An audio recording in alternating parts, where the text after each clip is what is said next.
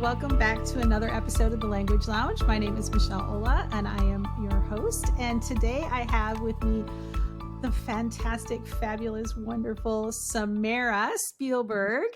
And I saw you, Samara, I think the first time I ever went to Nectful, and yours was one of the sessions that I had tagged that I just had to see, not only because of just all the great energy and things that you put out there in the world as far as like Twitter and just social media, but also just your topic, which I know is very near and dear to you. And I'm so excited today to talk to you about positive mental well-being of our students. And probably some of this applies to ourselves as people and teachers as well, right? And so I'm really, really happy to have you here today. Thank you so much for coming.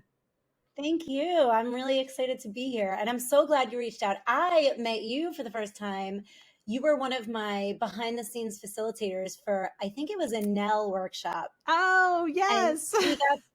And we got to connect. And I said to Marissa Coulihan, I was like, Michelle Ola, I love her. It's so funny how you have these kind of connections with people before you ever meet them. Like even like we haven't had like a one-on-one conversation, but even just through, just mutual people that we both love and respect, as well as, our passion for, what we do and for our students. I think it gives us a special connection, like before we even meet some people. Right. So I'm just happy to have you here. And for those of you that don't know Samara and what she does and where she's at, why don't you just give us a little bit of like who you are and what your kind of teaching context is? Very deep question. That's right. Who are you? I won't go existential on you. My name is Samara Spielberg. I am the Spanish department chair at a wonderful all-boys school in Manhattan on the Upper East Side. It's called the Allen Stevenson School, and we are K through 8. I love teaching all boys. I've taught in several places. I taught in Spain after college, and then I was in public school, and I thought that maybe this was going to be a little blip on the radar for me, Great. Try out independent schools and see what single sex education is like. And I love what my school stands for, many ways to be a boy. And that has been such a huge part of the vision and mission of my Spanish team, because we really truly believe that there are many ways to be anybody, a human being. And that has really helped form the ways in which that we teach Spanish. So that's amazing. That's me. I love it. And at Nectful in that presentation, you were actually presenting with your coworkers, right? And what a great just experience to see you as a team, like coming together around this vision and what you believe. And I just am so looking forward to digging into this topic. Well, as a department chair, when I first became the department chair, I think I was called the team leader at that point. I said, can we all create a mission statement together or a vision statement? And so everybody anonymously put in just what they thought was most important. And then you see the commonalities, and we started grouping things and prioritizing and coming up with strong statements that we believed in. And then we checked ourselves, right? You go throughout the year and you look back at it and you say, are we achieving what we've set out to do? And is this truly what's important to us? Do we need to reframe it? And then every year we revisit it as well. So I'm currently hiring somebody, fingers crossed, yes, put out the good juju. And I want to make sure that this person feels really welcomed and a part of our vision and mission. So we will be really open and flexible to rewording things and having deep discussions about what actually matters. And mental health is one of the key tenets of what matters. I love that. I just love all of that. I'm a big believer. I just love mission and vision statements because it does really focus you. And like, I love how you said, check yourself, right? And sometimes I think you're right. Like we say this is what our mission and vision is, but was it really what we're living and really what we believe in, right? And so to have that sort of commonality to really say, like, if we believe this, then we need to do this, or what do we need to do, and ask those questions. So I love that. So let's tell me a little more. Okay, go ahead. I had the really wonderful privilege of doing action research. And I think that every educator should do action research. I did it through the International Boys Schools Coalition. And that process really, truly changed the way that I think and teach. First of all, these constant checks and gathering data, and I mean anecdotal data. I'm not someone who's so big on the numbers. I don't care about grades. I care about really having interviews with the students and conversations about what they're getting out of it, what their big takeaways are, what are the huge life lessons, you know. So action research became something that shifted how I seek feedback and check what I'm doing, not just as an educator for myself and for my team, but we do it for the students. So they are always reflecting and checking in on themselves. And that's such an important part of the process, because we go so fast in school. If you think about it, you know, you go from like one unit to the next and you're so excited. And then did the kids have any time to pause and process and look at where they started and where they are, and even reflect on their own growth or synthesize what it is that meant something to them? I love that. It's so funny because I'm actually doing a podcast. I think the next one I'm going to record is with Tori Gilbert, and it is about action research. She's actually presenting at AATSP in Puerto Rico this week about teachers doing action research. So, well, one of her teachers on her team, Flor Berman, who is a beautiful human being, she just presented at IBSC. She did action research, and a head of a school came to her presentation, and he said to me, language teachers have something. There's just something really special about the creativity and energy that I've seen through language teachers in this coalition. And it's really true. We have something special. That's amazing. And it's so funny. I've never connected that Tori and Flor were in the same place. So that is, I mean, amazing people attract amazing people. So that's awesome. So tell me a little bit about, you know, both your entry into this being such this positive mental well-being and mental health being such an important, you know, factor in your teaching and in your team's outlook on life and teaching as well. You know, interestingly enough, I wanted to be a psychologist at first. I double majored in college in Spanish and psychology, and I've always been fascinated by the way that our minds work and the way that our words that we say to ourselves impact our thoughts, and that how that impacts our behavior and the ways in which we engage in the world. What happened was I went to Spain because my Spanish was, you know, not so hot. So I went to Spain to really hone in on my Spanish, and I got a grant through the Spanish government to teach and fell madly in love with teaching. So that's why I ended up going into teaching. But to be very vulnerable and honest with you, I would say in my later 20s, I began to do really the work on myself. And I started dancing, taking dance class again. And through dance class, I started learning about so many different thought leaders, because the instructors that I take class with, they share such beautiful insights. And then I started doing so much more reflecting and journaling and reading. And I found Oprah Super Soul Conversations, and I couldn't get enough. And then I did the Camino de Santiago, which is the pilgrimage across northern Spain. And that shifted who I am as a human being. And on my way home, I listened to Brene Brown's The Power of Vulnerability. And it was the universe telling me I had to listen to this and rewire everything in my life. And I did. And I found myself so much more fulfilled and so much happier that I would bring, you know, I don't believe in meetings really. I love to use time with my department as workshops or just play, connection, or time to ideate, right? So I would bring snippets of podcasts or a passage that I've read. And through that, we all started developing our full and authentic whole selves. And we said, well, if this is impacting us in such a beautiful way, then this is what we need to be leading with, right? And through IBSC, they say for boys, the most important thing, and I would say this is likely for all human beings, is relational learning, right? You have to connect with the human being for them to really learn. And through all of the research that I've done with IBSC, I said to my team, this is no longer team building for the first week of school. Like, this has to be an intentional practice that we build throughout the entire school year, and it has to be constant. And so we kind of revamped everything that we do, and it's been remarkable. It really has. I love it. I just love it.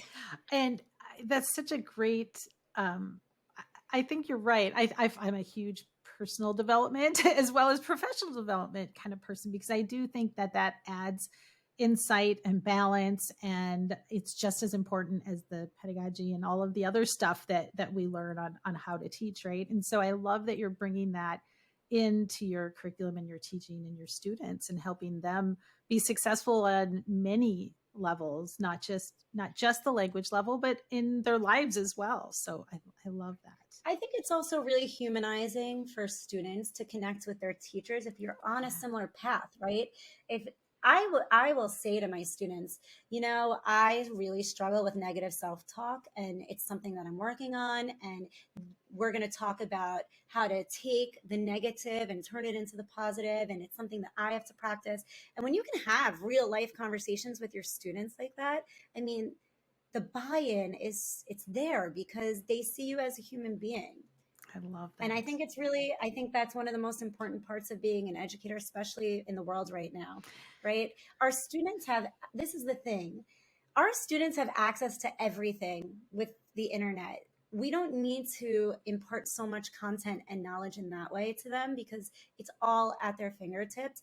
We have to really help them get curious and learn to ask questions and listen and seek out stories so that they can practice perspective taking and know how to really get to know human beings. So I think I might have veered off track there. No, that's fantastic. But that leads us into, we talked about a little bit earlier, just the state of the world and the state of being a teenager, right? And being a person, honestly, and talk a little bit about not even just during COVID or during the pandemic, but I think it's been before that and it's after that as well. And a little bit of some of the stuff that you've brought into, your understanding of why this is so important for students and just for everybody, honestly. So Camilla Iturralde and I, she's one of my dearest friends and colleagues, we did our action research together, and that was in 2018. So 2018 to 2019. And it was about fostering empathy in boys through storytelling. And we did tons of research. And before the pandemic, there was already what Dr. Michael Reichert calls an epidemic of anguish. Kids were really stressed out, and it was manifesting in so many different ways. And we ended up focusing our work on bullying, but the stress that we put on our kids it's something that's been a problem for many, many years. And that was before the whole world flipped and turned upside down, right? And I think we don't even necessarily contemplate or consider when we're in a school is our safe space. Hopefully it's been created to be a really safe space for adults, for students, for everyone to go. But I think that sometimes in creating that safe space, we forget where our students are coming from. So you don't know that if at the breakfast table, the news was on in the background and our kids are listening to another shooting or this is happening and there's a war going on. So they're being like constantly bombarded with so much that even if they're not really thinking about it, they're thinking about it, So we want to create a safe space, but we also have to consider the world at large. And the CDC just put out in April their new study, which was on high school students. And what honestly crushed my soul is that 44.2% said that they were persistently sad and hopeless. Ugh, that just gave me shivers, right? I mean, I have somebody in that age range, right? I mean, it is heartbreaking. It's heartbreaking. So we have to give our students the tools to work through the world that we put them in, right? It's not their fault that they're living in this world. They're actually our key to getting out of it. Right? We need Yeah. to, I mean, that's why we're all Yeah. teachers, right? I think that's why during these really hard times, we still keep teaching, because there are hope. Mhm. So if they are hopeless, then we need to turn it around. Yeah. We really need to do a total reshift in everything, because we need them, they need us, and there's so much that we can do. So I really believe in teaching children about research, sharing the why behind what you're doing with them. And because first of all, they're going to buy in more if they understand that there's a reason behind what you're doing. But also, let's not shelter them too much. Like, let's say 44.2% of kids are feeling this way. We don't want any of you to feel this way. I want every single one of you to feel purposeful every single day, connected every single day, inspired, curious, like you have stuff to look forward to every single day. And as language teachers, this is all communication. Right. Everything that we do can be through this lens, right? Now, I think also I'm an advisor, and the work through advisory has very much painted the work through language teaching as well, but it goes hands in hand. And in fact, a student once said to the Spanish, they call us the Spanish team, which I love. That's awesome. Oh, they never say Senorita Spielberg, the Spanish team, the Spanish department, because they see us as a unit. But they said the Spanish team, besides advisory, this is the only place in Spanish class where we get to speak about how we feel. That's powerful. So they need it. They want it. They just need the opportunity to pause, process, and connect. So we have the ability to do so. So a lot of the research was also about stress and anxiety, which we've all felt. And obviously COVID exacerbated it so much. So I went into a deep dive on stress. And for the last few years, I've done a lot of work with my students, both in advisory and in Spanish, about what stress does to our bodies, how we can recognize our stress signals, and then different strategies to work through it. So I'm not an expert. I do not have a degree. Right. I'm not a psychologist, but I am a very curious person, and I would love to share some of the things I found about stress, because it's helped me as well. I love it. Thank you. Please do. Okay, so I'm going to read a little bit off of notes, just because I don't want to mess any of this up, since it's not my field of expertise, but it totally fascinates me. So we know that stress is really important. We all need to feel stress, because let's say there's a fire alarm that goes off. You need to run out of the door. You need to use your adrenaline for fight or flight so that you can escape a harmful situation or a possibly dangerous situation. But what's happening right now is that, and that's supposed to be 30 minutes, right? A 30-minute fight or flight. But what's happening now is that it's as if that fire alarm has been going off for not just a week, not just a month. It's honestly been, I mean, I'm sure you can close your eyes and think back, 2.5 years. The fire alarm has not gone off in 2.5 years. So we don't even know when it's going to end. So we are completely in a state of cortisol running through our bodies, which is the stress hormone. And so we need stress, but what's happening now is it's exceeding our capacity, right? Our demand for it is just too much. And we're having a really hard time slowing down. I don't know about you, but I go through these ups and downs during the pandemic. I don't want to say post-pandemic. No, I know. No, I don't even know anymore how to even describe any of this. Right? Everybody's pretending it's post-pandemic, but it's not. But I have gone through moments of insane stress that my body is telling me, like I've become a teeth grinder in my sleep. I don't know if that resonates with you, but I'm waking up in the morning with just such tightly locked jaw, and it's because I'm stressed. I feel it in my body in different ways. And it's really important for our students to be able to, and for ourselves, to be able to identify how we feel stressed. It's not all the same. So right? There are all these, no. Well, there are 4 different types. Interesting. Okay. That's awesome. Tell me. I'm like super excited and like ready to like jump the gun here. emotional stress. Well, there's more than 4 different types, but good. I'm Talked going about 4. to talk about So, and this was I found this on the Center on Great Teachers and Leaders at the American Institutes for Research. So there's emotional stress, there's behavioral stress, there's physical stress. That's what I was just talking about. And there's cognitive stress. I also have that. I was going to say, So, check, the check, flags, check. the signals that you want to exactly. I'm like, actually, of all of them, I'm just trying to act cool right now. If you have emotional stress, you might feel irritable or restlessness, maybe quick temper, agitated, or perhaps apathetic, right? And there are many different ways that this can manifest. I'm just giving you a handful. Behavioral stress can be shown in procrastination or perhaps withdrawal. You can see some aggression. With teenagers, you see a lot of changed levels of activity, substance abuse. There's physical stress, and that's one of my biggest telltale signs, sleep disturbances. If you're bored at 2 or 3 in the morning, you can just text me because I'm likely you're not sleeping.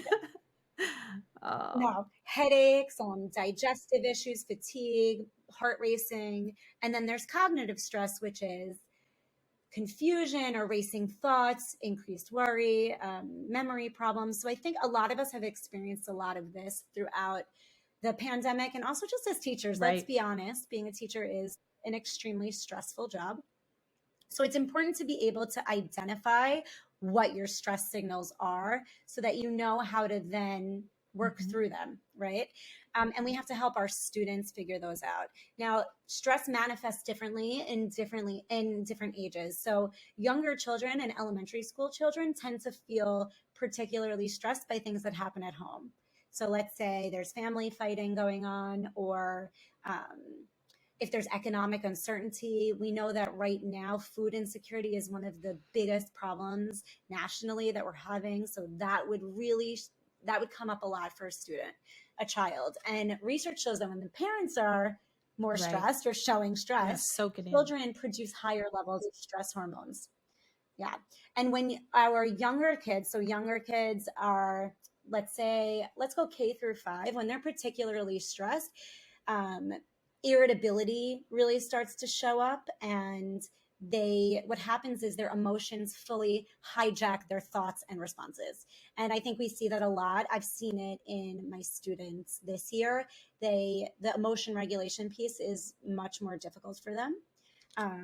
But then with our teenage students, and also what you'll see with the younger, I was going to say guys, because I teach boys, the younger students will see tantrums or meltdowns, aggressive behavior with the littlest ones. And then the older ones, you might see nail biting, or perhaps you're going to see more fidgeting. So those are things that teachers and parents can look out for in the child to help them identify that. It's stressor. Interesting when you say that really quick.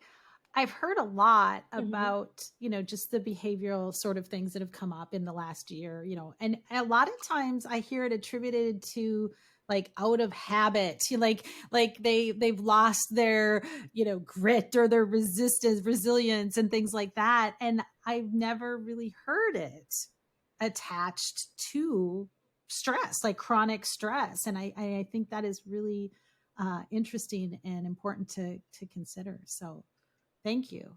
Yeah. Everyone, I'm going to go That's off on okay. another That's what tangent here, but everyone talks about that's what we do here. People are going to be like, what is the topic of this language? So people talk about learning loss. And I wish that we would stop saying that and reframe it, because our students just have a different skill set now than our generations do. Like, think about their capacity to be flexible. Think about their capacity to face uncertainty, right? There are so many more things that they are going to have that will help them be successful and happy in their lives that we didn't have to necessarily all face. So I just wish we could reframe this narrative of loss, because the more we say it, also, it doesn't surprise me that kids feel hopeless, because all we talk about is loss. You know, why aren't we talking about the opposite side? What have we gained? And we've gained so much through this. We've gained an appreciation for connectedness in a way that we took for granted before. We've gained so much gratitude that we didn't have before. My students talk about it all the time, how grateful they are to be in school. We've gained a lot. So I just wish we could flip the script. And I think that would help with stress, because we know that what we say in our minds and the ways in which we speak to ourselves directly relate to our stress levels. That does connect to adolescence. So kids, let's say 12 to 18 years old, they get more stressed. Obviously, what happens at home is very stressful to them, but more so are their situations connected to friendships. They really need to be able to be with one another and connect with one another. That's their biggest outlet. And I'm going to talk about that after we talk about different stress and how to help our students cope with it. But connection and friendship is something that is, I believe, at the core of what we should be doing in schools, especially moving out of this pandemic. We have to help nurture friendships and relationships, because that's going to be the key to happiness for our students. Should I backtrack a little bit to this amazing woman named Sonia Lupien? I had the pleasure of hearing her speak. She's a stress researcher out of Canada. And she created something that she calls the recipe for stress. And the recipe for stress, she says, don't go nuts with stress, NUTS. So N is for novelty. It's something you have never experienced before. U is for unpredictability. So something you had no way of knowing would occur. I can see where this is going. T is for threat to the ego. So your competence as a person is called into question. And S is sense of control. So you feel like you have little or no control in a situation. So she has this phenomenal program where she helps students de-stress by, she calls it deconstructing your stress, one element at a time.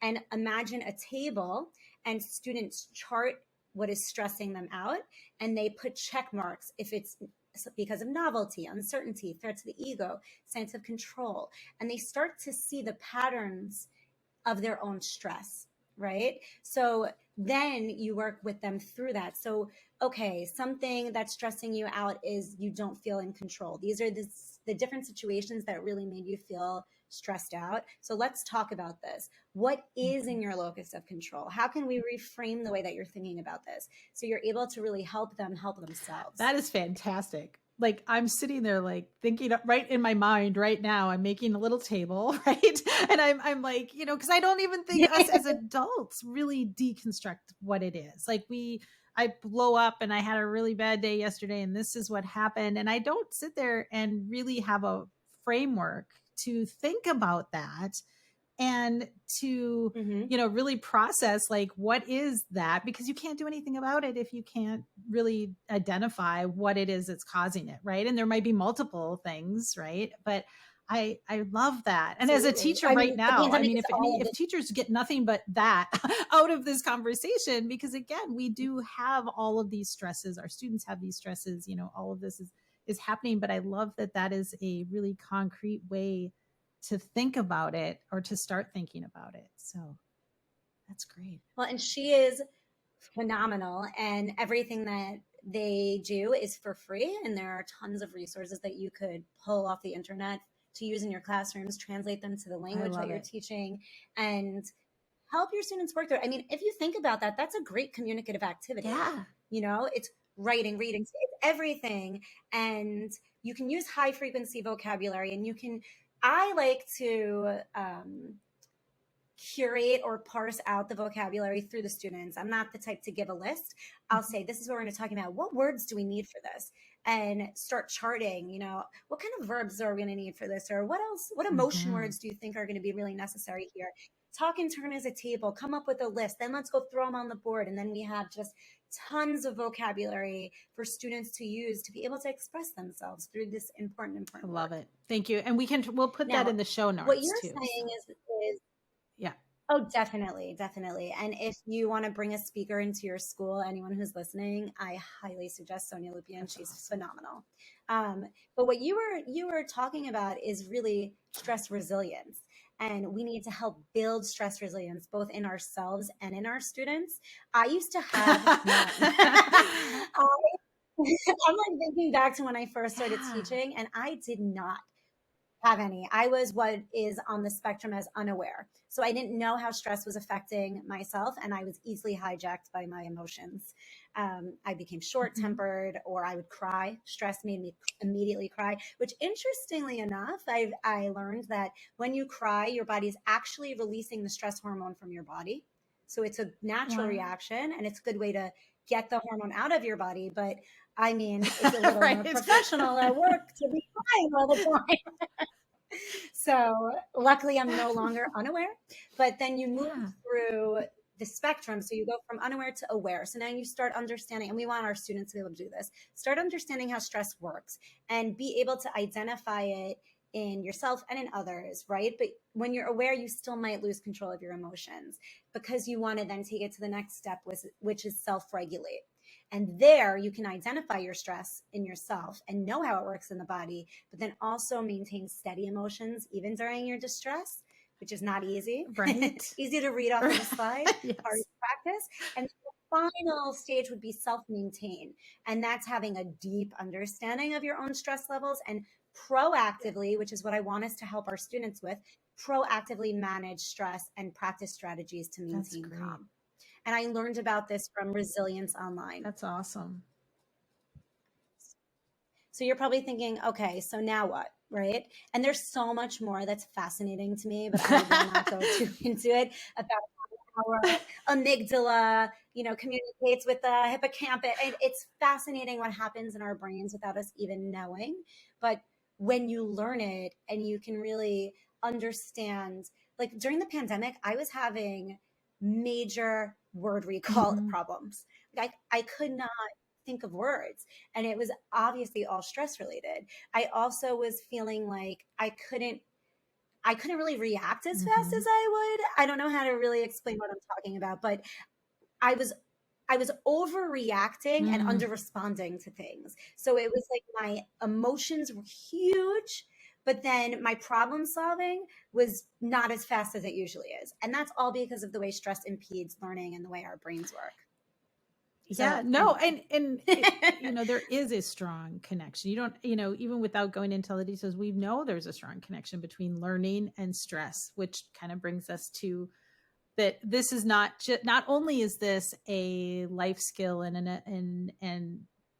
something that can really deeply affect and change the course of your students' lives by helping them be aware and regulate and all of that, but it is connected to learning strongly as well, because that stress does block all of that beautiful input, all of that, all of that stuff that you want to have them experience, right?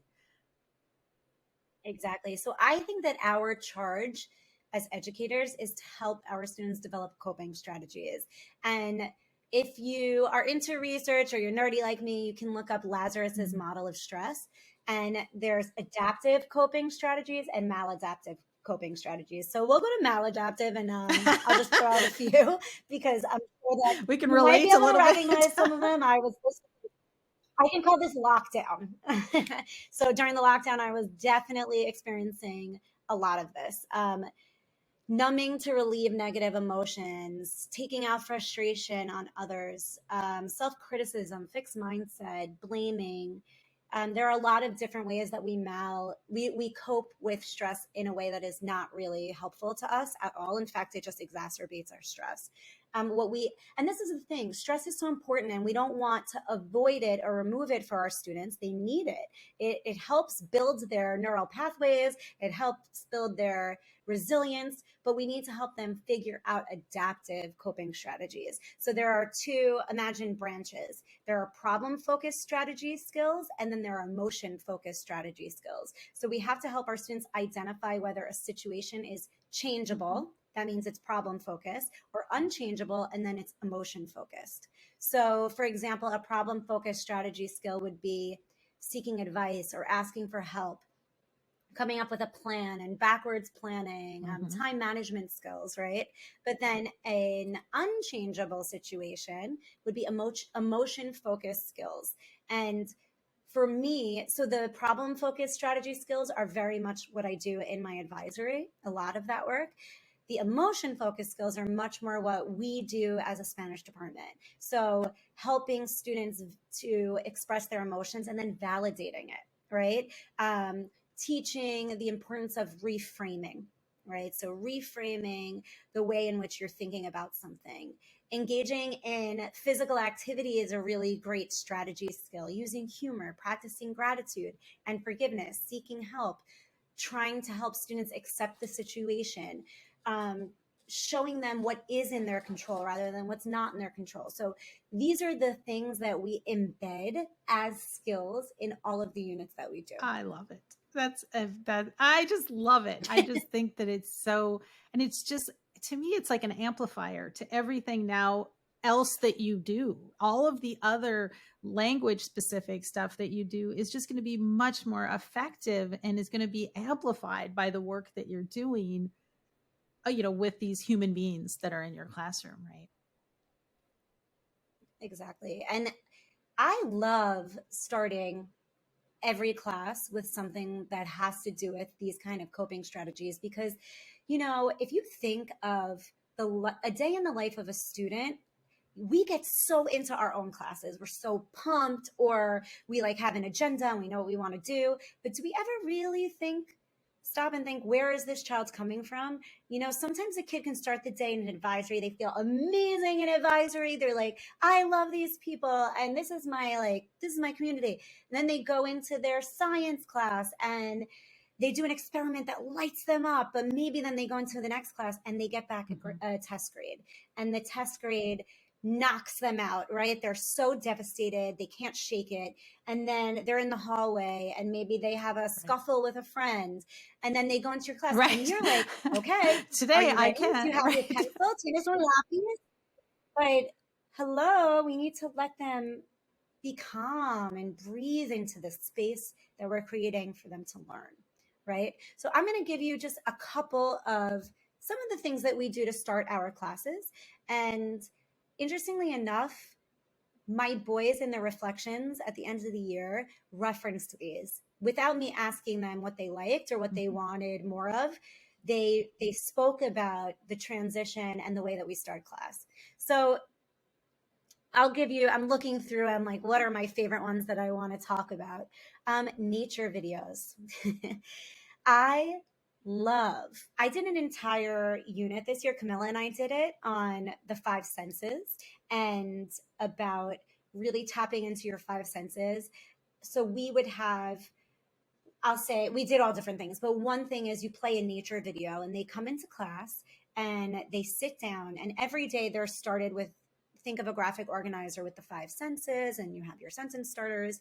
And for 5 straight minutes, it is silent and they are watching beautiful nature videos, and they're talking about what they see, what they can smell if they close their eyes, what they're hearing, what they think they would be able to taste if they were there, what they're smelling. And it calms them so much. And you cannot imagine the rich vocabulary that comes out of it, right? It's phenomenal. And when I did the nature video activity this year, one of the boys said to me, can we just keep it on for a little longer? And then the rest of them were like, yeah, this is amazing. This is like the first time that we've had quiet in the day. Right. That you don't think, right? That quiet is not exactly the word you normally would think that they would want, right? That's a great. No, but they loved it. They needed it. And they were so proud to see how much vocabulary they were getting and how they were expressing themselves. And it was really, really great for them. And, you could take that to, I'm in New York City, so they shut the street down. That's like our playground. Yeah. So you could take it to the street, and bring it outside, take it to the park, go for a walk around the block, but really give them that time to process their 5 senses, because mindfulness is so important. And if students are able to get present and force themselves to stay present by tapping into their 5 senses, they can really lower the stress response that's happening in their body at any time. And when we do this work, I tell them, this is a great strategy for when you're really angry, you're going to like flip and you're afraid about what you're going to say. This is a great strategy before a test.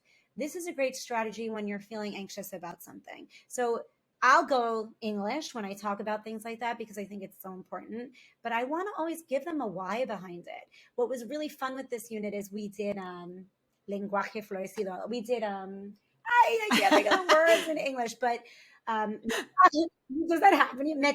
Metaphor, simile, onomatopoeia, all of those different language devices, and they use them in their five senses and the writing that they did, and it was how creative that. too. They Just a spot for them to be creative with the language, right? And really pick the. I love that. Yeah. That's great. So 5 senses, highly suggest. Also, if you could bring things in that awaken their senses, right? Blindfolds, smell tests, and having them close their eyes and listen to certain sounds. There's a lot of great YouTube videos, guess the sounds, just because it's important for them to get present and listen and actively tune in. So those are good brain breaks, but they're also great ways to start the class.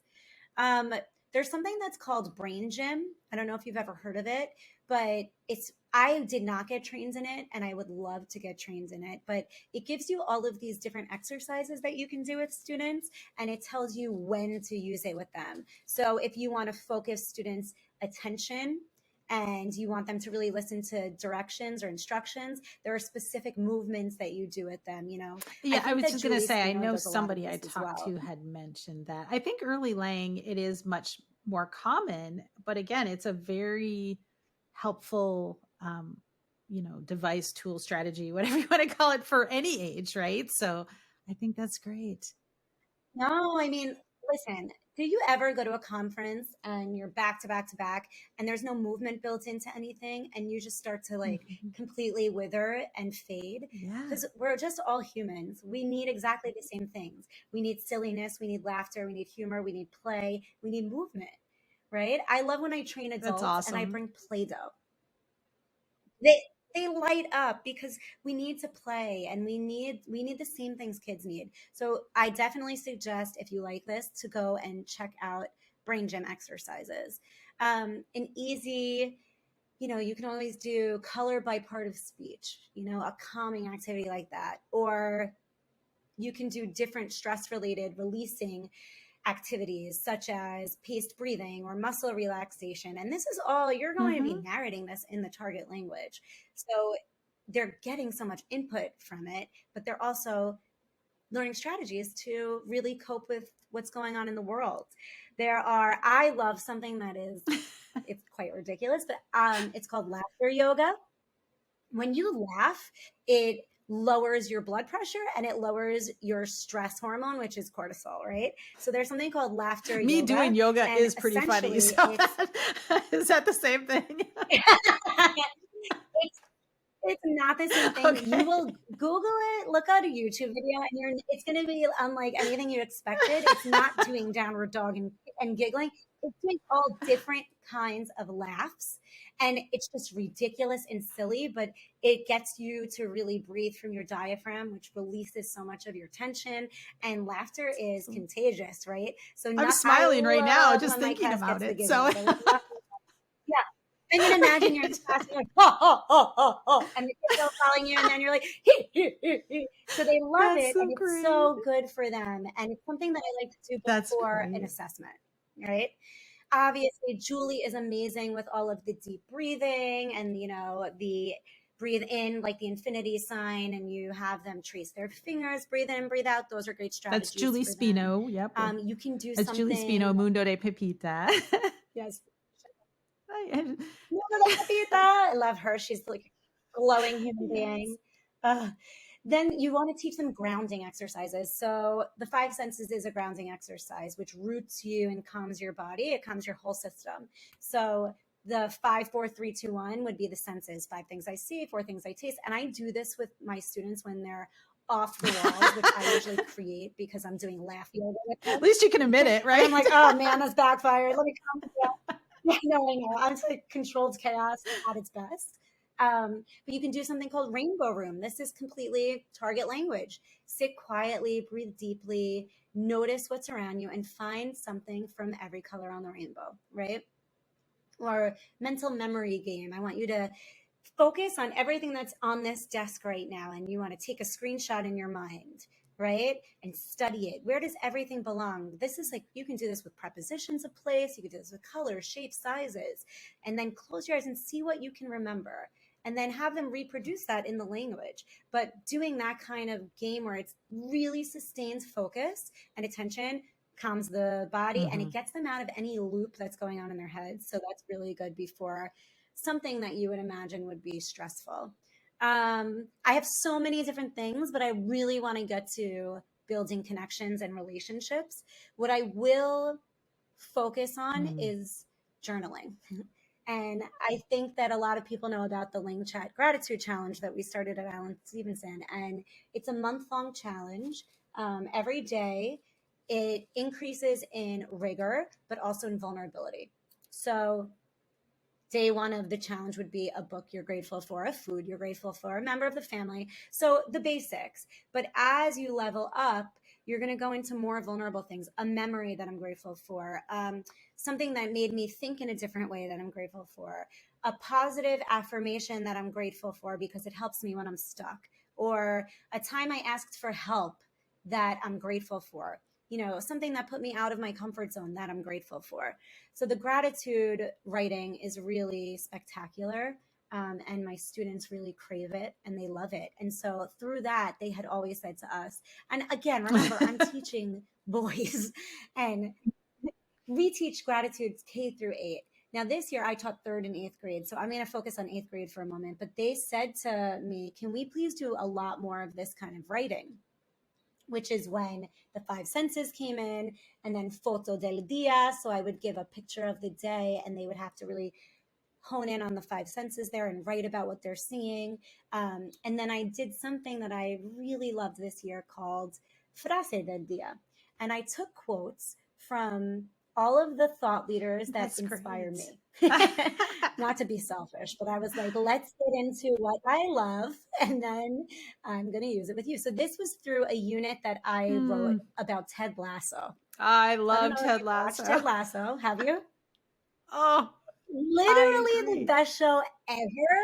And talk about social emotional learning, right?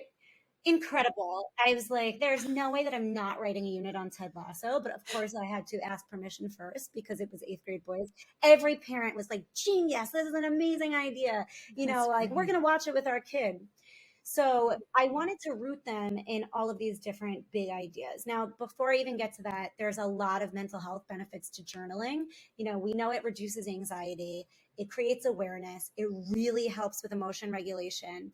It encourages students to open up. And there are even researchers that think it might speed up physical healing. So they had these college students there were like 2 cohorts, right? So one, they just had them journal about whatever was happening. And then another one, they had them journal about stressful events that were happening in their lives. And the students who journaled about stressful events, rather than just any old topic, they got sick less than the students who just journaled about whatever. I thought was so interesting.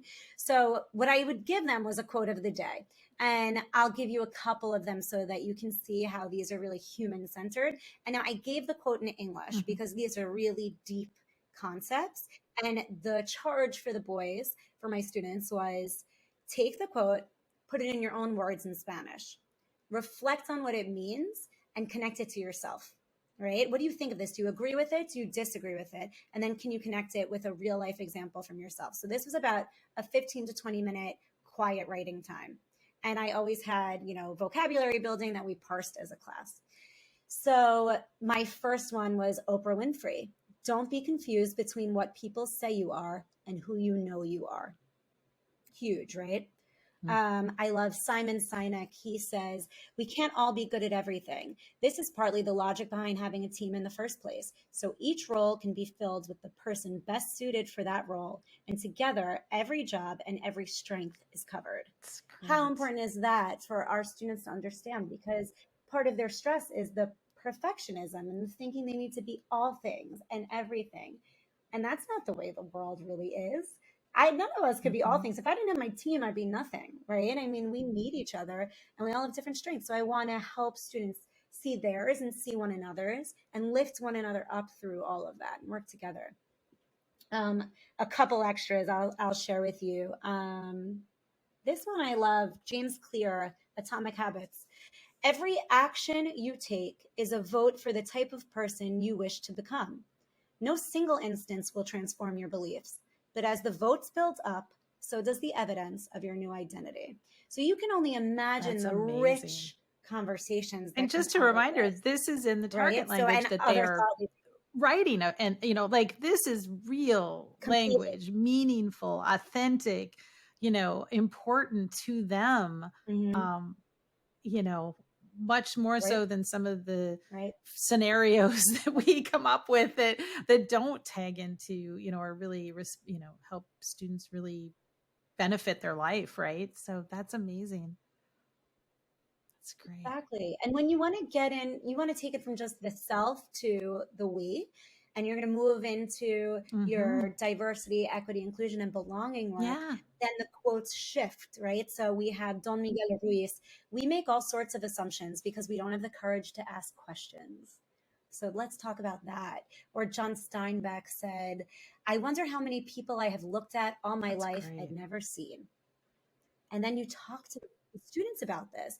I just listened, I got to listen to a keynote by David Brooks, and everybody's talking about the epidemic of loneliness. And it's true. Even in the UK and Japan, they've appointed ministers of loneliness, right? That's how big the problem is. But he reframed it, and I thought it was fascinating, as the epidemic of blindness, because we can't see each other anymore. And to me, I was like, wow, that is absolutely what is happening right now. We cannot see one another. So we have to help our students see. So I'm going to go from stress, and journaling is one of the ways that we work through it, but I'm going to take it from stress to friendship. Because research shows, and we know as human beings, that we need our friends. In fact, there's something called the stress buffer hypothesis. And that says that even when we're experiencing quite extreme stress, even if it's chronic, if we feel socially supported, our bodies will trigger the release of the feel-good hormone, which is oxytocin. And so our friends act as a stress buffer. But what's even more fascinating, and this is the work of Dr. Heidi Hanna, she said that, well, I'm not sure if it's her work or if she was referencing it, but she said that new studies are showing that even when we have the stress hormone, cortisol, going through our bodies, that usually would break us down, right? But with the addition of oxytocin, they call that the love hormone, but that's the connection hormone. What science is showing now is that it actually starts to build us up, and it creates these neural pathways in the brain that allow us to be more adaptable. So it's so important that we help nourish friendships and relationships to help our students work through stress, but also because they deserve to have a really happy life. And I don't know if you ever listened to the TED Talk about the 80-year study on happiness, but Robert Waldinger did this study. Well, he's in charge of it now. It's been happening forever. And let me remember where it takes place. I think it's at Harvard, the Harvard Study of Adult Development. And they have researched, they took two cohorts of men, and this was in the 30s, right? 1939 through 1944 was the first cohort. So they took a group of participants from Harvard, and they were about a little under 300 Caucasian men from the Harvard class. So you can imagine that they had, wealth, they had opportunity, they had lots of experiences, and lots at their fingertips, right? And they studied them against a cohort of men from Boston, from inner city Boston. And they compared them to one another. And throughout their lives, they did all of these interviews for anecdotal evidence. And they also had, they also did lots of surveys. But what they found is, and these men went on to be so many different things and types of people. They were married, they were not married, they had kids, they didn't have kids, they became plumbers, they became lawyers, one became the president of the United States, like the gamut. And what they found, despite everything that you would imagine, is the one thing that really mattered was relationships. So what they said is the good life is built with good relationships. And I believe that that is so true. And I would love for educators to start thinking about their why. Now, when I started as a language teacher, and I'm not obviously not a native Spanish speaker, so my why was make them fall in love with language. And it's still my why. I still want them to be madly in love with it, but it's my secondary why. There's a bigger purpose, right? And if I can help them create a really happy life and redefine what success means for them, and then they do a little bit in Spanish, I mean, I would be thrilled. Exactly. So I think that we need to start thinking about what do we really want our students to take away from our courses and our schools? What future are we setting them up for, right? How are we defining success for them so that they can actually live a really happy life? You know, it's an interesting task to say to your students, why do you come to school? And to hear why they think they come to school. Because what would be an incredible shift for me is if at the beginning of 8th grade, when my students have to place into their next schools, I would imagine that their answers would be to get into the next school so that I could get into the right college, so that I can get a good job, because then I'll be happy, right? And I understand that mentality and that pressure, because that is the population that I'm teaching. But what would be the ultimate success for me is if after being in my class, they said, I come to school for my friends, I come to school for the teachers, I come to school for the relationships that I have here, because that's what I really want them to take away. Yeah. So I do a lot of work on building friendships. And it starts with a really strong classroom culture and bringing your authentic self to Spanish class every single day. And the thing we say to our students is we care about you more as human beings than we do as Spanish students. Mean it. And we have to show them that we actually really mean that. So I'm going to give a couple of activities that I think people maybe would want to start their school year with. Mm-hmm. I'm hoping that this comes out in the summer and it gives kind of just like a little toolkit. So we share our mission and our vision with our students because we believe in sharing our why, but we also want them to buy into it. So everything we hope for them and for our program might not be what they want for themselves. So we share our mission, and then we copy and paste it into what's called blackout poetry, a blackout poetry maker. And they get to black out the words that are not that important to them. And then they create their own blackout poem through our vision and mission about what their why is for the year. And that's so important for us to know, but it's also really important for them to know that what they want to get out of this, they will get out of it. Like, let's set a goal for the big ideas that you want to get out. I would also recommend, I'm not going to go into this because it's too complicated to explain on a podcast, but check out John Meehan. It's called Adrenaline Rush, and it's about gamifying school, and he gamifies the syllabus. And it's a great way to start the year. Because it gets them just so amped up and so excited. In David Brooks's speech, in his keynote, he said, if you burn with enthusiasm, people will come from miles to see the fire. That's great. I loved it because I was like, what a great way to start the year, right? Burn with enthusiasm and they will come. But then once you really create these fun connections and they have their why, you want them to start understanding that you care about who they are. Right. So I will ask my students, what lights you up? What makes you smile? What could you not live without? What makes you you? And every day in the beginning of the year, we have a pregunta del día. So those are the kinds of questions that you can ask for your question of the day so that you really get to know who your students are authentically. And then obviously after they write and they have time to get confident, because I always let them write before they speak.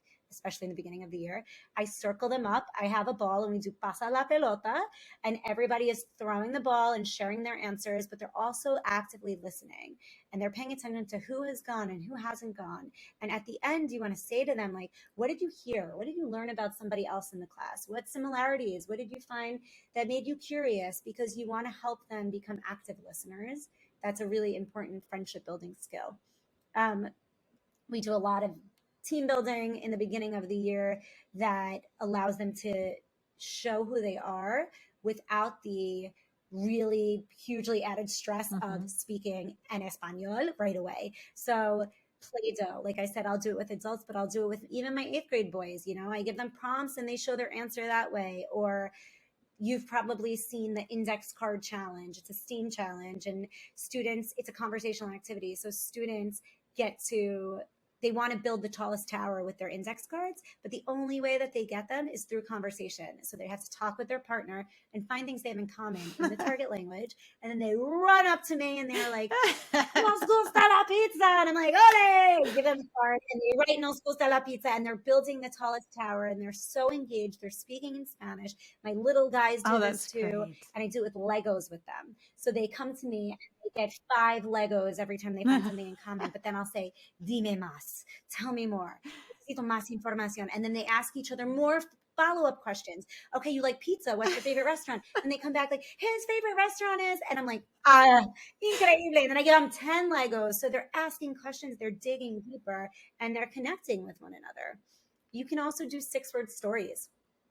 I love 6-word stories. If you go to, I think it's 6wordmemoir.com, it'll show you different examples, but we allow our students to try to synthesize who they are into 6 words. And they write tons of them. They pick their favorites that they think really show who they are. And then they're going to create a visual that accompanies that.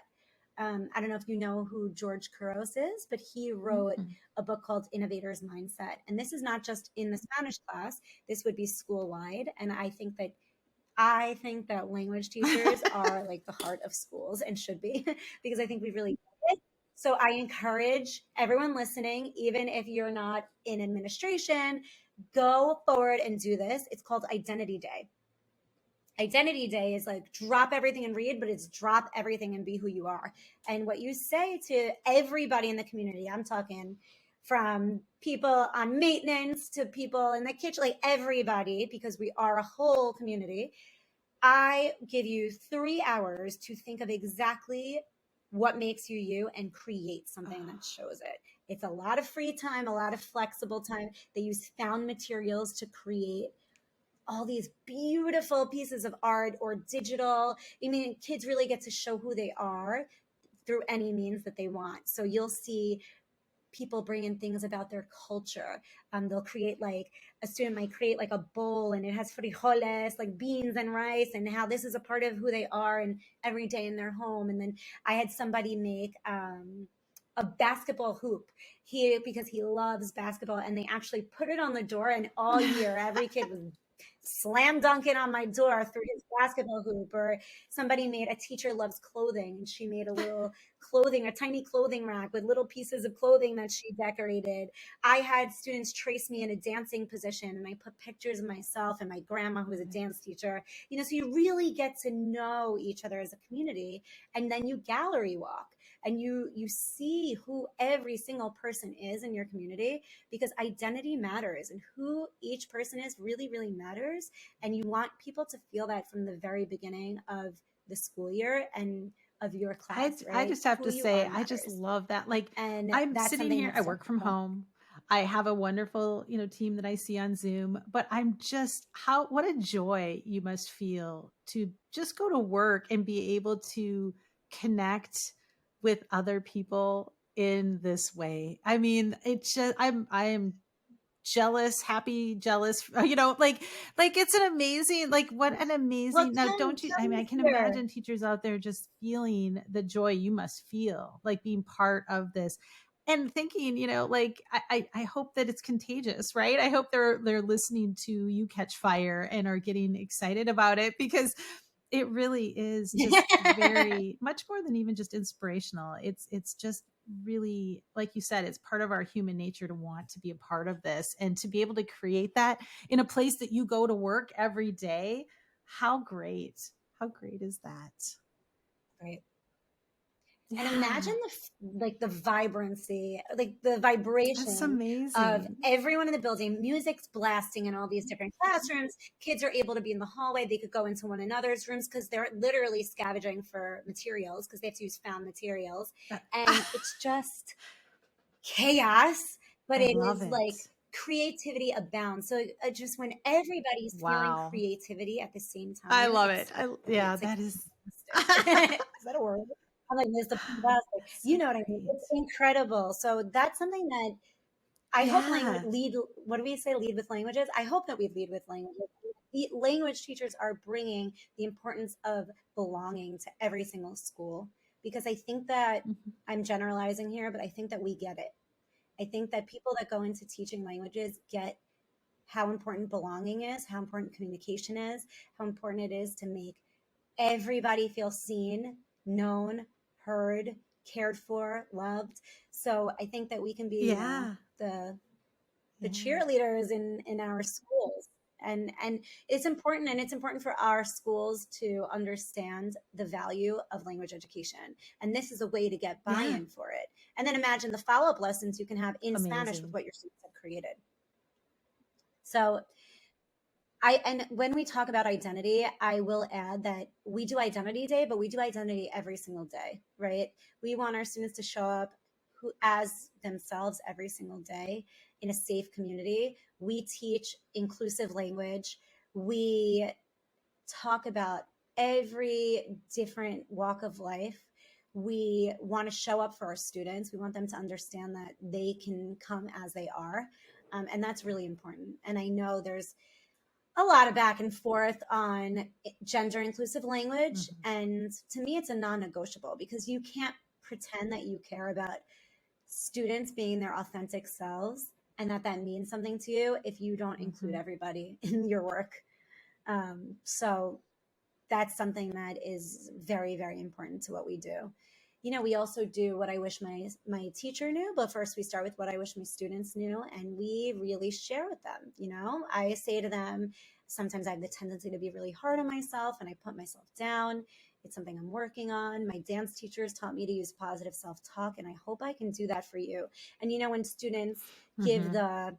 the signal that means same, the heads are nodding and the signals are going off, and then what they share in return after you're really open and vulnerable with them is remarkable. And they share things from silly, like I loved this one, my dog takes very big poops and it usually takes 2 bags to pick it up, but he's the cutest dog ever and he can't be beaten in a beauty contest, to students talking about losing a parent or a divorce, or students talking about the way they learn. Right, I had a student say, I have a sensory problem where I feel and touch things to learn about them. And this means I fidget with my hands a lot. And I had a student say to me, I have ADD. I get in trouble a lot. Learning that in the beginning of the year, you better believe I'm building those kids up so hard. I'm going to be their number one cheerleader. And it's Mhm. because, and this is all in English. What I wish my teacher knew and what I wish my students knew, we do completely in English. So that takes us to, you've built a strong community and you have the connections, but we also want to help empower our students to work on friendships. So there's a lot of different skill building that it actually corresponds beautifully to language learning. So Yeah. asking questions, active listening, expressing beliefs and opinions, agreeing to disagree, um, conflict resolution, communicating with clarity, recognizing and regulating your emotions, right? So we do a ton of work that builds these relational skills through the target language. So simple activities are like that question of the day, but we'll do conversation of the day, and it's 4 or 5 different questions, and they're going around the room and talking to one another, and they're actively listening because they have to Mhm. share not about themselves after, they have to share about what they heard. And then they have to connect it to something that they've felt or they've experienced. We do a lot of mood meter check-ins in the target language. We want to teach our students, sorry, to say, to not just ask, how Right. are you, as like a, hey, what's up, but to really ask, how are you? And then be willing to listen, right? Because sometimes you get hit with an answer. I found myself doing this twice at the conference I was just at. How are you? Oh, I'm great. And then I actually paused and I said, all right, I'm not. It's been a Went like, rough few years. And then everybody right. let their shoulders down and said, same, right? But we get into this habit of not actually asking and listening, how are you? And we need to One of my hone biggest, that skill yeah, for no, ourselves one of and my our biggest pet students peeves was and not being always, one of the first things we teach students, hola, ¿cómo estás? Like, how are you? But we give them, I'm fine, thanks. Like, or if they say mal, then we don't give them any response. Like, what is the other person supposed to say? Like, okay, my name is, I'm 12 years old or whatever, so it's like giving them those continuing, how to respond if somebody says they're not good today, I mean, even if it's as simple as I'm sorry right now, or, and also deepening. Yeah. Yes. Thank you for sharing. Yeah. How powerful is thank you for sharing? And just sitting with other people and listening, right? That's so incredibly powerful. But I think, I teach Spanish, which I'm very fortunate for because there's a lot of cognates. So not all languages have cognates. But if teachers do want to deepen their emotion vocabulary that they're doing with their students, they can look at Plutchkik's Wheel of Emotions. And it starts with 8 binary emotions, and those are like the main ones. And that's a great place to start. And then you build out as the years go by and the students are more readily able to access different types of emotions. But you're right, we need the vocabulary in English. Right? We big time need the vocabulary in English. And then to be able to offer that to our students in target language is a gift that will serve them for the rest of their lives. Some of the great things that we do, and I didn't talk about this in my stress part, but a lot of building friendships also is relieving stress. So using music is known to lower stress, and it's also known to really help people connect. There are even studies that show that kids on college campuses who end up, they survey them at the beginning and what kind of music do you like, what do you listen to, and then they see which friend groups form. And the friend groups that form are actually the groups that listen to the same types of music, which I think is so interesting. But I'm not surprised by it, right? So we like to use music because not only can it set the tone and the vibe and help kids talk about emotions and what they can visualize or what kind of sounds they hear, but the lyrics of a song offer, just like a quote, offer us and our students the words that sometimes they can't access for themselves, right? Sometimes you feel something, you can't access the emotion or you can't access what it is. But when we analyze lyrics and help our students, even quotes, it helps them to have the vocabulary to express themselves. And we need that. A lot of us need that. There's so much more that we do with music and humor. Humor is so important, and laughter is so crucial for friendships, but for happiness and for lifelong happiness and team building. So you can do a corny joke contest or a meme contest, or I love Heidi Hanna. Dr. Heidi Hanna says you don't have to be funny to see funny. So even your students who are like, I'm not funny, you could still identify what's humor. Or you can have them show TikTok videos that it doesn't matter if they're not in the target language, they can discuss them in the target language that make them laugh, and then do a scale of laughter, right? What kind of laugh did this give you? And like, why? What about it made you laugh? Before I give an assessment, I have them do something called funny talk. And funny talk is you take your tongue and you put it right behind your teeth, like at the roof of your mouth. So they'll quiz each other for what's going to be on the assessment. But they're probably not there. They're like, how do you conjugate the verb? And they are hysterical laughing. And it's great for them. It lowers their stress hormone. It releases all the tension in their jaws and in their necks. And it lets them really ease into I think my next team meeting, that's what we're going to do. I think. But it connects them as well. Yeah, we'll do that. Maybe my next presentation. Funny talk. It's a good one. Funny talk is great.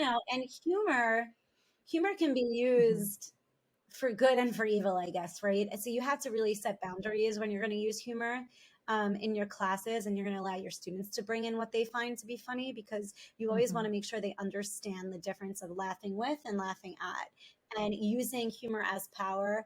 but not power over, power with, right? You want to use humor to empower one another. So I think that's just something that you want to keep in mind when you're using humor in the classroom, right? Laugh at what you do, not who you are, and use humor in the right way. So that's also really important for friendship building. We do a lot of practicing of asking questions. So teacher hot seat is a really important one. The kids love it. I say, you can ask me anything as long as it's appropriate. I let them write it on the board first so that we can go through the grammar, nitty gritty stuff so they feel confident, and they can ask me anything they want. And then they can ask me follow-up questions. And sometimes I'll put an answer on the board, or I'll say an answer and I'll say, what do you think the question to this answer was? Right? So maybe I'm going to say to them in Spanish, oh yeah, I've been doing that for 16 years. That's great. How fun. What question? Right? And then they're thinking about how to ask questions. And that's a really hard skill in a language, to form questions. So the more rehearsal you can do, the better. And what's cool about Teacher Hot Seat is this year we had to hate the word pivot one day and go remote. And we had this great I had this lesson. It was great activity. And we finished early. And the student said to me, can we do student hot seat? And they had built such trust with one another that we spotlighted them, and they did student hot seat, and they asked each other questions, because that's something that you really want to get them in the habit of doing. And listening. We do something called opinion chain, and opinion chain is an around the room activity, 1 to 10, like 1, strongly agree, 10, strongly disagree, and everywhere in between. And we level them up because you want to be able to assert your opinion, but back it up, right? Now, when we let our students practice these kinds of skills of disagreeing, which is important in life, we want it to be about things that are not going to hurt anybody's identity. No one's going to go home crying about it. No one's going to feel like they're not part of the community because of it. So a simple one that I would start with are the Giants are better than the Jets, right? And like they will go, I talk about burning with enthusiasm. They love agreeing to disagree on that, or really just disagreeing, or like this type of lunch is the best, and you're going to keep leveling up until you're getting to more vulnerable topics. So one that I would say is, as I teach all boys can really show who they are at my school. And that's really fascinating to see them discuss and back up with evidence. And the reason you want them to be able to practice and rehearse these skills is because friendships take a lot of work, and they're not always easy, right? And we know our students have these conflicts in their friendships, and they need to know how to work through them. So we do something called conflict corners, and this will be like mini skits. They get a day or two to write and practice, and then they perform. And it's not for a lot of points in class. This is really for fun, but we want them to rehearse disagreeing and working through conflict. So the only rule is it has to be realistic, and you have to come up with a resolution. So we have them identify, I'll give you a sample scenario. So let's say, this one's called We're Best Friends. So you and your best friend, you've known each other your entire life, and every Friday you have a sleepover. You go get your favorite pizza, and then you have a sleepover. You never miss it except for holidays, right? And one Friday, your friend says to you that he can't hang out with you, but he doesn't give you a reason why. And then you see pictures of him at a party on Snapchat. So this is something that easily could happen to an 8th grade boy, right? So first we're going to go on to the mood meter, and they're going to identify the emotions of the two people involved. And they're going to talk about what the characters are thinking, what's going through their heads, and what they're saying, and what they're feeling, and what they're saying, what words are coming out of their mouths. And then they're going to write a skit, but they have to come up with a solution. And we have to allow our students the space and time to really practice these kinds of confrontations and conflicts, so that when they do happen, they don't shut down, and they know how to compromise and ask questions, and ask for help, and share how they're feeling. So that's something that we do quite often in our work. Oh, I feel like I'm talking so much. Or is everybody okay? Are you okay, Michelle? Listening to everything you're saying. I've got so many notes. Like my whole page is full of just amazing things. We're going to try and get some of these in the show notes as well. But what I love is that it really is. Definitely. very practical and little things that teachers can add, and right away. And a lot of great things for the beginning of the school year as well. So I absolutely love it. And this, I am lucky because we have a lot of freedom to create. But this has changed the ways in which we create our units, right? And we purposefully and intentionally create relational units. So the themes we said to each other, like, what makes us happy? Like I said before, we worked on ourselves as human beings, and we felt such growth and so much happiness through this work that we said, what are we doing that's making us feel happy and healthy and connected as we go through our lives? And then how can we bring that into the work that we do? And we identified some really important, I'd say, concepts. So a sense of belonging and connection, of feeling empowered and in control, our culture and our faith, our customs, our family, practicing gratitude, humor and laughter, doing good for others, right? So acceptance and friendship and service and self-awareness. And then we create our units around these concepts. And they have everything that you can see in a scope and sequence in a textbook, all of the grammar that you would need to teach. They have all of the, high frequency vocabulary, but they're rooted in helping every single member become a better version of themselves, right? We want our students, the last line in our vision statement is, I want to find it so that I'm saying it correctly, but we want our teaching to be transformative, which means that we all have left better than when we came. And that's actively what we try to do. And it's a lot of work, but it's a lot of passion and purpose, and it makes us feel really it makes us feel like what we do really matters, and it makes us feel seen and us feel heard as the educators. So it's I love incredible that. to How see that long of a happen for our process students as was well. this for you and your team to kind of get to where you are now? Because I mean, I think what you're saying is just so human, and it's going to resonate a lot with a lot of teachers. And maybe some stress levels might be going up. Like, how am I going to change everything I've ever done and do this? And and I know that it's a process, right? And No, no, that no. these are a lot of, you've already mentioned entry points, right? Some Absolutely. different things. But tell us a little bit, like, how long does this process take you, like, personally and just as a team, right?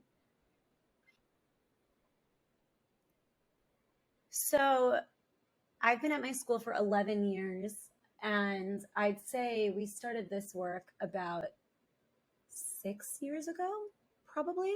When, yeah, 6 years ago, I'd say. And then it Mm-hmm. started with bullying. We saw Camilla and I, when you have a colleague that you just are on fire with, it's like your brains come together and it's explosion. So it started with Camilla, and then we hired the next one, and then it was Steven, and then it was Natalie, and then it was Jesus, and it was this team, and it was just this constant sharing of ideas. But we found a video on bullying, a song that we were like, let's use this. And it became so rich, and the students were so into it that it kind of was like one thing after the other. And then we found Brene Brown's video on empathy, and then that led us to the next thing and the next thing. So it was honestly not Mm-hmm. that intentional or purposeful when it started. It was just, let's try. And then we would come back to each other bouncing off the walls with excitement because it was working and it mattered. And then when that happens, it's like you can't help but start seeing things in a different way. Once you try it and you like open up your lens of awareness, you can't help but say, okay, so I have this unit that's on school. Let me tell you about my school unit. I have a unit on school. We all have our unit on school, right? And what are we learning in our unit on school? Classroom materials. And we're learning about, people in the school building and the names of the school. Okay, so I'm like, great. We're having so much fun learning about the school, and it's here, and it's manipulatives, and we're hands-on, and we're loving it. But is that enough? No. So I'm going to take that unit and I'm going to turn it into a story. And this story is about Sergio. And Sergio is a little boy at my school. He's in third grade because this is a third grade unit. And he loves his school because he loves his friends and he loves his after school activities and he loves field. But he really, really feels negatively about himself because he's disorganized and can't find what he needs. And he seems to be getting in trouble all the time. So he has horrible negative self-talk. So he goes throughout his day. And by the way, his day mirrors my students' schedule exactly because they're like so keyed in on it. Like, oh no, Sergio came to Spanish class and he didn't have what he needed. So he couldn't play Blook-It while everyone else is playing Blook-It. And the kid's like, no, you can't play Blook-It. That's the worst. So, and what is Sergio doing? He's saying to himself, I'm stupid. I'm not smart. But his friends see in him what he can't see in himself. So they're like, Sergio is an amazing artist. And I love working with Sergio. Sergio and I made this great invention for Science Invention Convention. And he's so creative. Or Sergio is a great friend. So they start to build him up and they give him all of these affirmations and show him what he can't see in himself. So then he takes what, and by the way, through this process, guess who else is learning? My boys. They're practicing affirmations. Sergio doesn't exist. Sergio, like, you are Sergio. It's like hidden. It's really exactly. But you are Sergio. You used to have meltdowns, and now you're like Mr. Growth Mindset because you're learning through Sergio. But so they're practicing all these positive self-talk mantras, and they're coming up with strategies like, guys, what should Sergio do right now? Well, he should go ask for help. How does he ask for help if he feels embarrassed or ashamed, right? And you're talking through these real life scenarios with the students, and so Sergio practices this with the boys because they have to help him because that's what friends do. And he internalizes it. And then he goes through his day with a different mindset. And it completely changes the ways in which he interacts, the ways in which he learns. And in the end, everybody is so much happier and more connected. And this is a third grade unit. They put on an incredible skit about this year. It was 3 classes. So each class was a different part. The first one was Sergio with negative fixed mindset. The second was the students lifting Sergio up. That was the second class. And the third class was Sergio taking all of this that he's learned and weaving it through his interactions throughout the day. And it was like a traveling performance throughout the day. So, really, really cool, but unbelievable because my student, who I obviously will not use his name, the most fixed mindset you could ever imagine in Spanish. Like, I can't, I won't, absolutely not. I have them write proposals for the roles that they want to be. And they have to tell me why. How's it going to stretch you as a Spanish student and as a human being? He said he wanted the 2 biggest roles because he wanted a challenge. And this child memorized every single line and he crushed it. And then he said to me, and the other boys did too, can I dance in the show? Because I love to dance. Can I bring in my musical instrument and play? I mean, this entire thing is about lifting each other up and recognizing our strengths. And I was like, yes, you can do that. And then another boy's like, I'm really good at iMovie. Awesome. Can I film and then put it together? Yes, you can do that. Or can I make a pamphlet? Or so they start getting so excited and recognizing their true, authentic, amazing, and beautiful selves. And they see what it's like to be part of a community where we all lift one another up and we complement one another. So, right. So that's a great place to just start, right? We all have identity units. We have family units. We have, these kind of thematic sort of units. So how can we make them reflect some of these things is a great entry point, right? And what's incredible is over the years now, my team, our brains are wired to look for the opportunities and the story. Everything's through stories. Stories are so powerful for empathy building and for students to connect. So now my team, they'll come to me with an idea and I'm like, oh my God, that's genius. And what's really cool about my team is even if we're not teaching the same grades, we want to create it together because we get so excited by the other person's idea. So it's taken a long time and it's not every minute. Right. Amazing like this, but poquito a poco, right? So I think that these are just, I'm really grateful that you invited me to share. And I know that I am in a situation where I have tons of resources, tons of freedom, and it's not that easy for others. And that's why I try to share a lot on social media and through opportunities like this.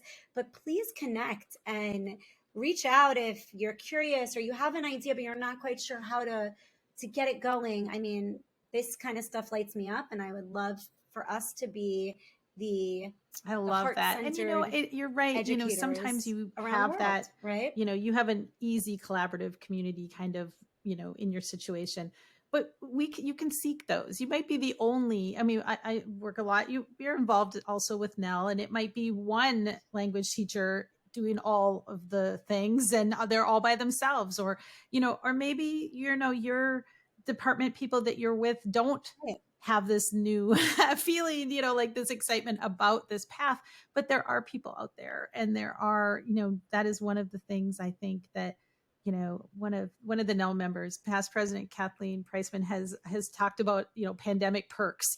And I think that there are some things like just, hey, Zoom, do you want to Zoom me for 15 minutes break? Like there's so many opportunities to connect, and, just reaching out to those organizations, those people, going on, that's why I saw for the first time what you were doing with the gratitude journals, and, just great ideas and ways to connect, and conferences or wherever. But I really appreciate what you have brought here today, and not only your immense knowledge. I know you say you're not a professional, but I tell you, your immense knowledge that you've shared, but also just your passion and your enthusiasm and your spirit and your laughter has been just a joy. And it has been just absolutely my pleasure to talk with you. So it has been great. So please connect with us. So what's your Twitter handle? I know you're on Twitter and Instagram, right? So what are you?